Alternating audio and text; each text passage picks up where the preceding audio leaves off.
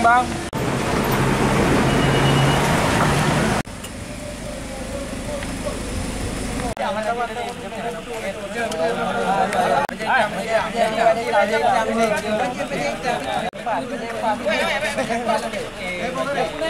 Agenda hari ini kita dari Persatuan Tim Aceh Serantau yang sudah di Aceh, kita menjemput jenazah di perbatasan Aceh dan Sumatera.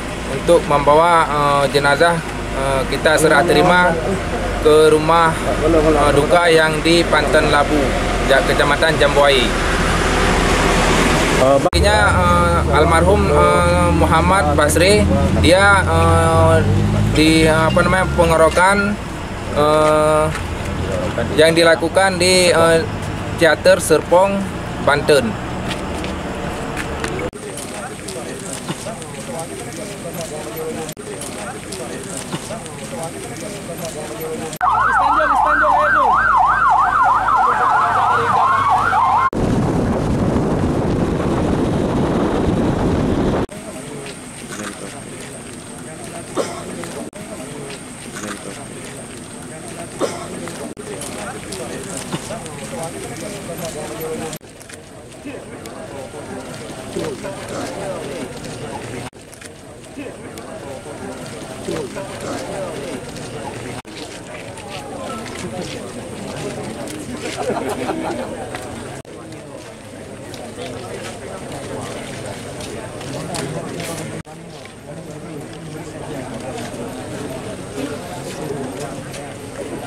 Wadana, itu kopian itu.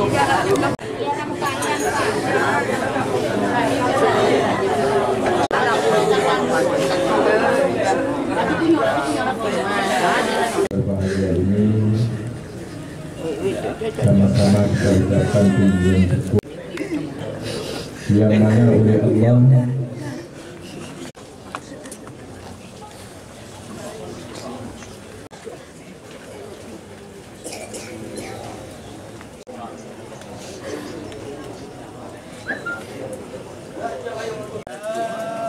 Lumpangan dah kapit itu.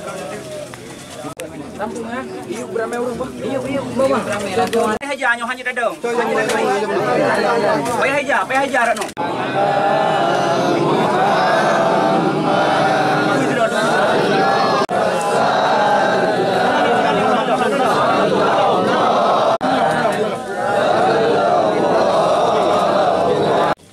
Allahu Akbar.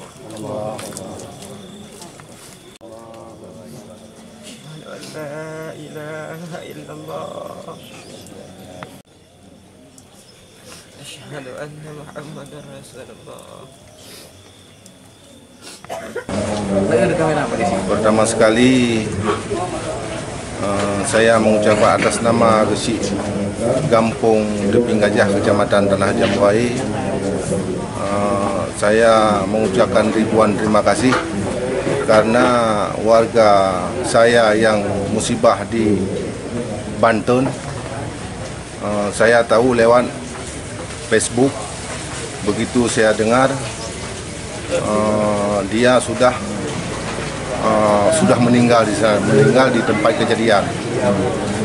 Dan berkat kerjasama PAS Persatuan Aceh Serantau, berkat kerjasama beliau, jadi jenazah almarhum Muhammad Basri sudah sampai di kampung halamannya dan sudah dikebumikan menurut ajaran syariat Islam yang berlaku.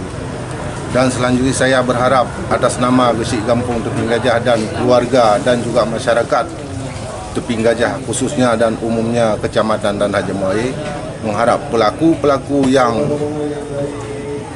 tidak mengenal pri kemanusiaan harus mendapat ganjaran dan harus dapat dihukum sesuai undang-undang yang berlaku.